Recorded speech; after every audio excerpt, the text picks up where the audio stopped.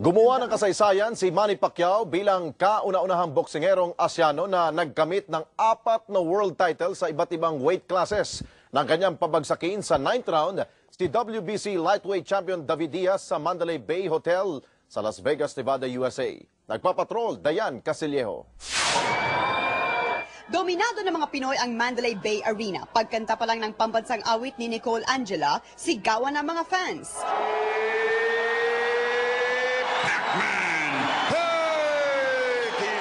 Mula opening bell, umuusok si Pacquiao. Inatake ang Meksikano na matapang humarap kay Pacman. Madaling natamaan si Diaz sa mga umuulan na suntok ni Pacquiao. Sa second round, dinagdagan pa ni Manny ang mga bomba mula sa kanan at kaliwa. Pagkatapos ng second round, dumugo na ang mukha ni Diaz dahil sa sugat sa ilong. Sa fourth round, malalim na ang sugat ni Diaz sa ibabaw ng kanang mata. Epektibo ang mga kanang hook ni Manny. Ilang beses ding hininto ang laban para ma-check ng doktor ang kondisyon ng kampiyon. Kahit shorts ni Diaz nabasa sa kanyang dugo. Lumaban ng todo ang Meksikano pero kontrolado ni Pacquiao ang laban. 2 minutes 29 seconds sa 9th round, isang jab left cross combination ni Pacquiao ang tuluyang nagpabagsak sa kalaban.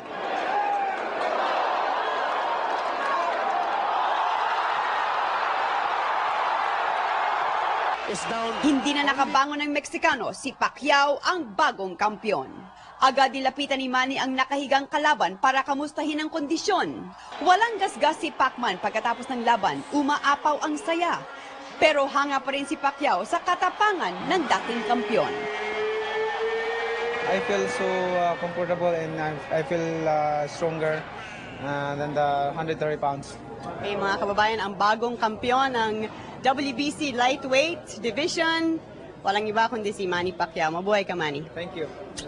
Wala nang mahiling pa ang coach ni Manny, si Freddie Roach, sa pinakitang galing ng kanyang alaga.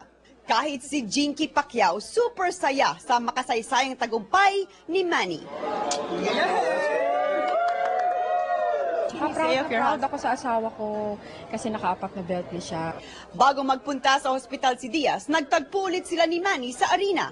Nagyakapan ang dalawang boxer. Panay puri si Diaz sa Pinoy superstar. I always want to fight the best, and you're the best, and number 1 pound for pound, guaranteed. No. You're a champ, dude. Today you win, baby, and I bow down to you, man. You're a champ. God bless you, baby. Muling inialay ni Manny ang tagumpay sa lahat ng mga Pilipino, lalo na sa mga apektado ng bagyong Frank. Pagbalik ko dyan, sabik po ako makita kayo. Gusto ko po kayo ang unahin kong puntahan at dalawin at kahit pa paano gagawa po ako ng paraan para makatulong sa kanyang lahat. Dayan Casillejo, patron ng Pilipino, Las Vegas, Nevada. Samantala, agad naman pinuri ni Pangulong Arroyo ang pagkapanalo ni Manny Pacquiao na kanyang napanood sa telebisyon habang nasa San Francisco, California.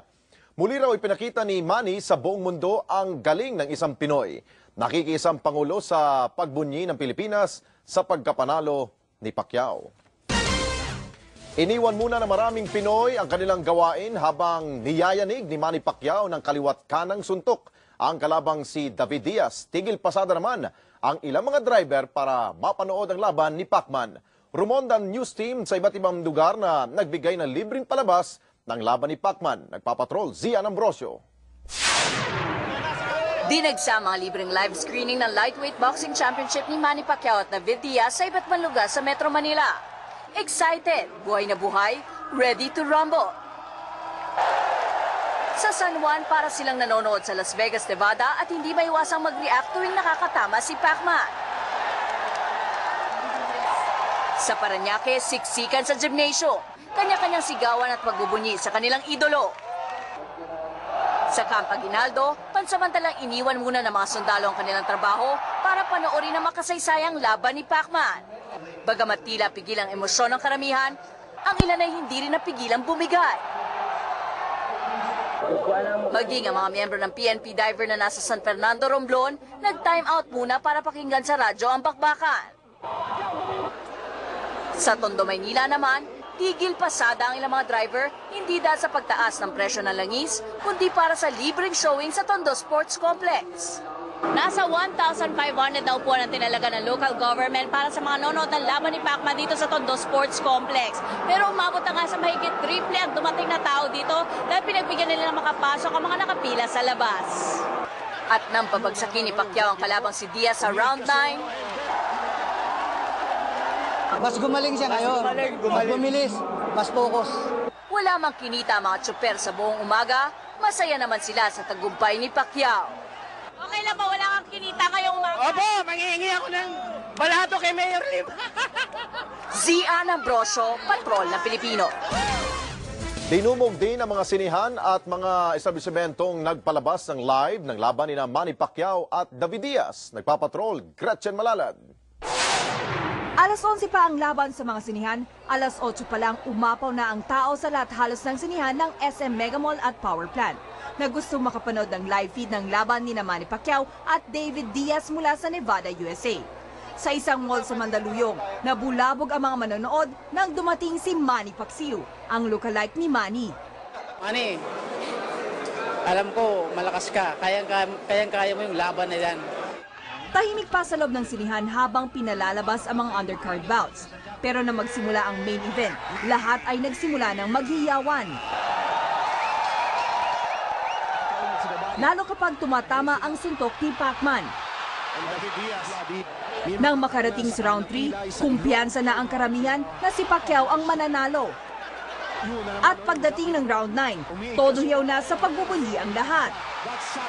I think he is the greatest Filipino fighter and this will not be duplicated maybe in a century. Oh, very nice. At saka bilis niya. Sulit ang binayad namin. Para sa mga umiidolo kay Pacman, malaking tulong ang kanyang tagumpay sa gitna ng mga trahedyang kinakaharap ng bansa sa kasalukuyan. The typhoons are a sad part. No? It's a very sad incident that happened. But this fight gives us a little boost. No? Bukod naman sa mga sinihan, may ilang pamilya rin ang direktang kumuha ng pay-per-view para lang mapanood ng live ang laban ni Pacman sa kanilang mismong tahanan. Very proud kami sa kanya and sana wag siyang magbabago. Gretchen Malalad, Patrol ng Pilipino. Ipinagbunyi rin ng daang-daang libong mga manggagawang Pilipino sa gitnang silangan ang tagumpay ni Manny Pacquiao na kanilang napanood sa Dubai sa pamamagitan ng pay-per-view ng ABS-CBN The Filipino Channel. Sa ulat ng aming Middle East News Bureau, maraming nanood sa Dubai sa isang kilalang Pinoy bar na may sariling round girls. Sa pagtatapos pa lang ng first round, nagbubunyi na ang mga OFW. Bawat tama ni Pacman at sa kalaban, lahat nagsisigawan. Pagbagsak ni Diaz sa ikasyam na round, hindi magkamayaw sa tuwa ang mga OFW. Maging ang ibang lahi na nakapanood ng laban, nagpahayag ng kanilang paghanga kay Pacman. Proud naman ang mga OFW sa tagumpay ni Pacman dahil muli nilang naiangat ang bandilang Pinoy sa mundo. Pacquiao pa rin, sir. Maski saan tayo magaling, Pacquiao pa rin. Number one, Pacquiao. I saw today. Pound for pound, the king, champion. Sa General Santos City, muling nagbunyi ang mga kababayan ng People's Champ sa panibagong boxing record ni Pacman. Hinimitay naman si Nanay Dionisia Pacquiao matapos malamang nanalo ang kanyang anak. Nagpapatrol, Dexter Ganibe.